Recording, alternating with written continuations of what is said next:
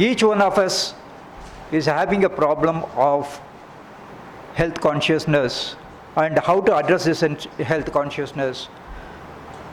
COVID has taken away a lot of lives. Why is that due to?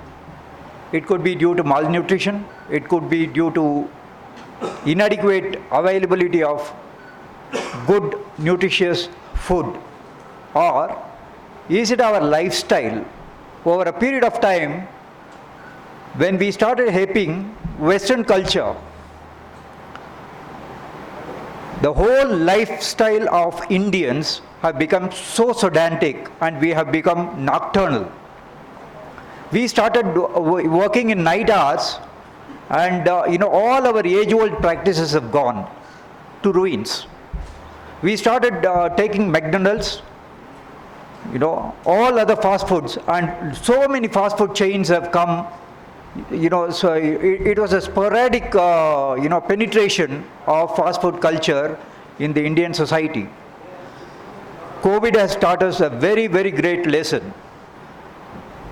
Dr. Satyan Yadav, he has been researching on, Millet initiative right from 2003 at the instance of his Vice Chancellor. But the country has not taken it up because only 13 to 14% of the people who are in rural segment, they were having this. And if you look at post-COVID scenario, the immunity ratio of Indian, those who live in rural without, aping to the Western culture, they all survived. They had no qualms whatsoever. They never bothered about vaccination, no vaccination, booster doses or any such things. They were the real consumers of, millets. And whatever their, it used to, we used to call this as a tribal food. And these people, they were using these millets as the, as their, local consumable. And because of their inadequate production and other value-added, system, technology available to them, their production was too low and they were consuming on their own. So, if you look at this, the world has declared 2023 as the International Year of Millet. What forced them to think so? See, we have SDG, I was part of ECOSOC also for some time, earlier we had Millennium Development Goals, MDG we used to call, and blatantly all the countries who were the signatories of, Millennium Development Goal faltered. Then they came up with 7-point program of SDG. SDG is Sustainable Development Goals. And if you pick up major three, what is really haunting this world is hunger, malnutrition, and the improper way of production and unsustainable use of our water and other natural resources that has really created this, whole, issue of hunger, poverty, and all that. Achieving sustainable development goals of United Nations cannot happen without ending hunger and malnutrition, and without having sustainable and resilient climate compatible agri and food system that delivers the people and planet nutritious and sustainable food parameter. This kind of initiatives will remain in paper alone. This India Millet initiative, in collaboration with all of us, we have to take a sort of, promise that we have to take this to the nook and corner of this country. We have to make them understand the value that is involved. The fortified seeds that we are planning to create should reach every farmer who is willing to farm, and the kind of value chain, and we have to bring in all the farmers, the end consumers, and all that in a particular framework. We call it as whether it is business to consumer, business to business, or anything, in order to eliminate the middle layer from it, so that the farmers, they tend to gain. We have to build a very, very transparent and workable system. We have to share our technological advancements to the people, and the advocacy program has to go on for And every state, I hope they have their own plans and policies in place. They have their own agenda to take it to in order to celebrate this International Year of Millet. This could be a starting point. We all deliberate all the probable methodologies that are available at our disposal.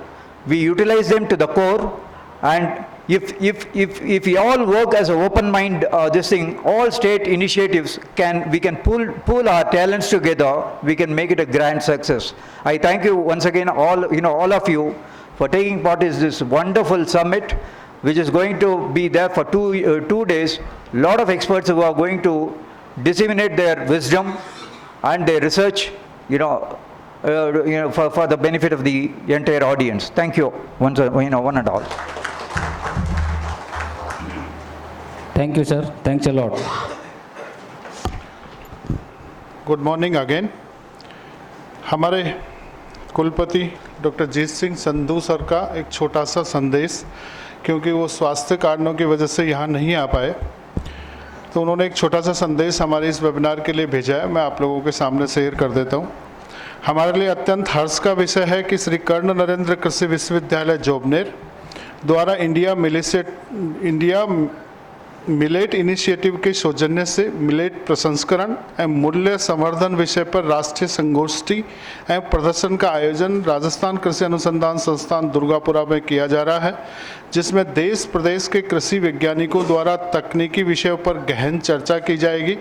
अपेक्षा करता हूं कि ये संगोष्ठी प्रदेश के कृषि वैज्ञानिकों, millet उत्पादक किसानों एवं इस क्षेत्र के जुड़े हितधारकों के लिए प्रेरणादायी एवं उपयोगी सिद्ध होगी। मैं इस संगोष्ठी के सफलता की मंगल कामना करता हूं। Thank you very much sir. Thanks a lot, sir.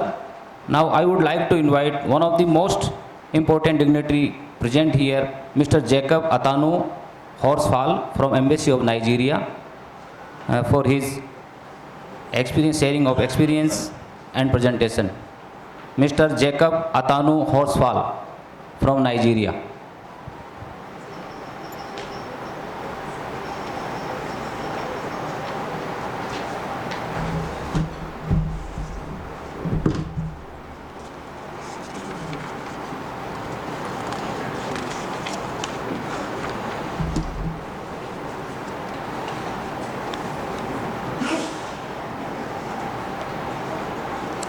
Yeah, good morning all. We start by thanking Dr. Sanyan Yadav, first and foremost, and indeed all the government representatives here on this program, the National Seminar Exhibition on Promotion of Value Addition and Export of Millet products. We also thank the distinguished audience and the students, the press, and indeed the ladies and gentlemen here present. Yeah, thank you very much, Doctor, for your engagement with my High Commissioner to the extent of underscoring the need for millet. And of course, we know the importance of millet. But engagement has made him to say we must be represented. He is unavoidably absent for very obvious reasons, but we are representing. Nigeria and India, we have a very outstanding, strong affiliation in terms of politics, consular issues, economic, trade, investment, and so on and so forth. We've been together for a long time. We will have to inform you, of course, you know how strategic Nigeria and India relation is. More than 160 companies, Indian companies in Nigeria right now. And you can also agree with me, there are some Indians in Nigeria, if you say come back to India, they will say no, because of the great amount they make in Nigeria. They are quite comfortable in Nigeria. This is the truth. Yeah. So you can see the bond of relationship which has been established between Nigeria and India. Now, Nigeria, as you know, and as you also know about India, India is about 1.4 billion people country. Nigeria is not up to that. We are about 200 million, and the whole of Africa, Nigeria is indeed a giant in terms of population. Now, take that side by side India. We are markets to ourselves. India is a market to Nigeria, and Nigeria also is a market, a huge market to Nigeria. And by extension, when you get to Nigeria, you have the great market of West Africa right in your palm. And you can see how Nigeria's strategic position is in terms of Indian relationship. Now, to a very large extent, 70% of Nigerians, we engage in agriculture.